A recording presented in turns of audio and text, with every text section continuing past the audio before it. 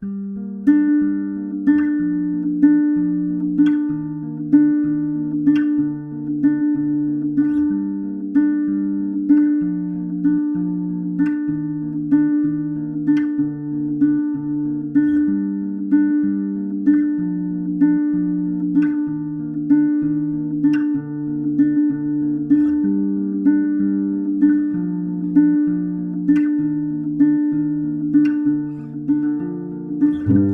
found a picture in the breast pocket of my grandfather's suit jacket.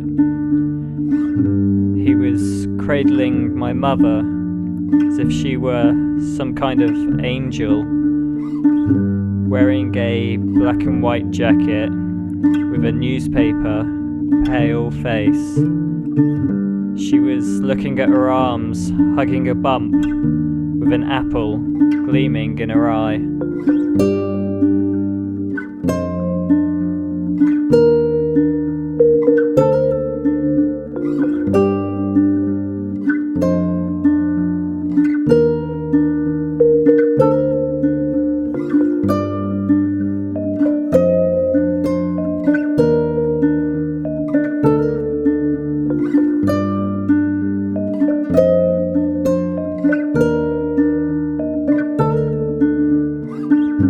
My grandfather, with pride like milk pouring out of his posture, he loved the embryo caught up inside of her, even if it clawed itself out, resembling a monster. And I'm sure they dreamed up scenarios of a politician or brain surgeon for a kid, but it didn't matter if it came out screaming with paper skin and teeth for eyelashes.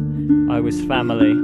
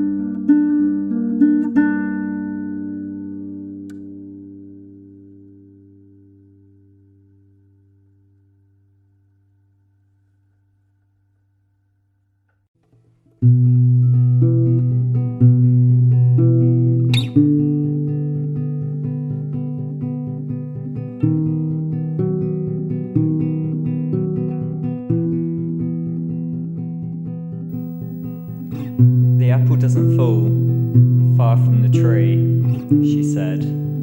She was looking at a man she thought was my father. His jaw was square and riddled with patches of hair like mine, but that was the only likeness, she would later concede. He was checking out this girl, lifting up her skirt with his eyes. She must have been like maybe 50 years his minor, but maybe that was just what he liked. The spit rolled over and around his tongue as it wagged between sips of Jack Daniels. He always drank it straight and never on the rocks.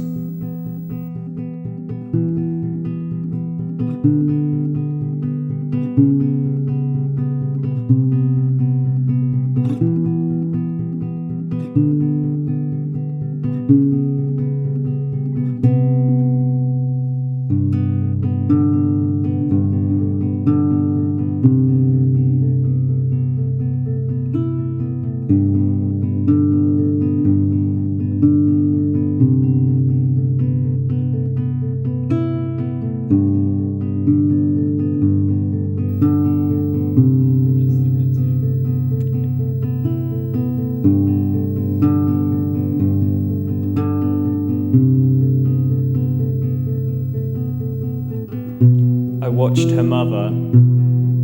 She was flicking her hand over a bar stool that she had refused to sit on the account of strangers' germs.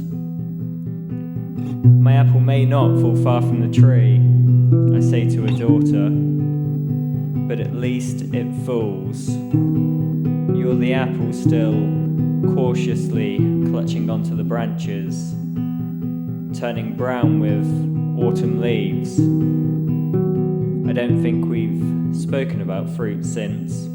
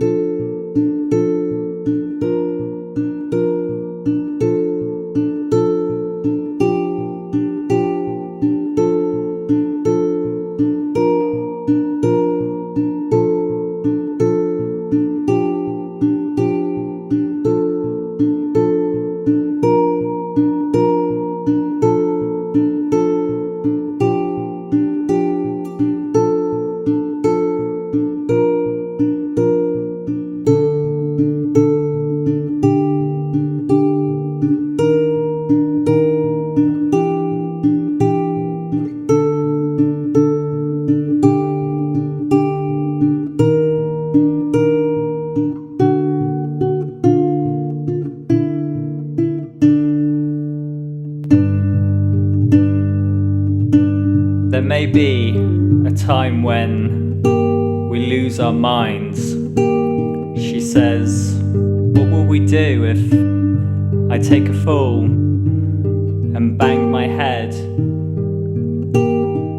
Or if I get Alzheimer's, how will we remember that we were made for each other? He replied, we'll make a sign. And they tried out a couple of elaborate handshakes, a knocked pattern on a wall, an out of tune bird's whistle. And they wrote a letter explaining the little idiosyncrasies of their passion for each other. They swore of soulmates, that brain disease would be the only killer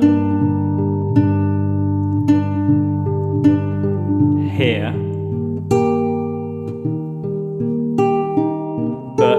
As he succumbed to depression and she became more interested in older men